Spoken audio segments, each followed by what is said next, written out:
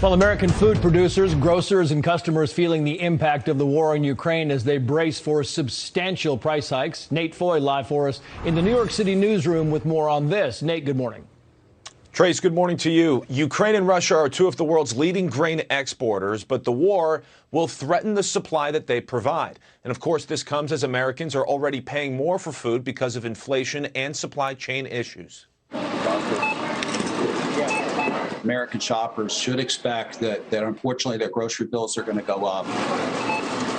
Rob Mackey is the president and CEO of the American Bakers Association. He says bread makers across the country are feeling the pressure from the war in Ukraine. And the longer the conflict goes on, the more it will affect the global food supply system. If you take essentially one of the top wheat-growing regions out of production for a year, that's going to have a ripple effect, substantial ripple effect.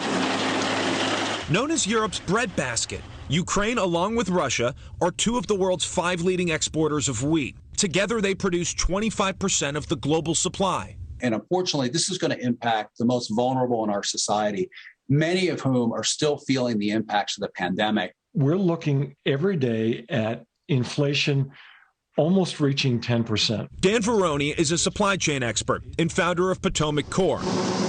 He says that rising costs for energy and other raw materials, such as seed oils, will put the squeeze on consumer cost. It's energy costs that are going to choke consumers at every level. As food companies need to stay competitive.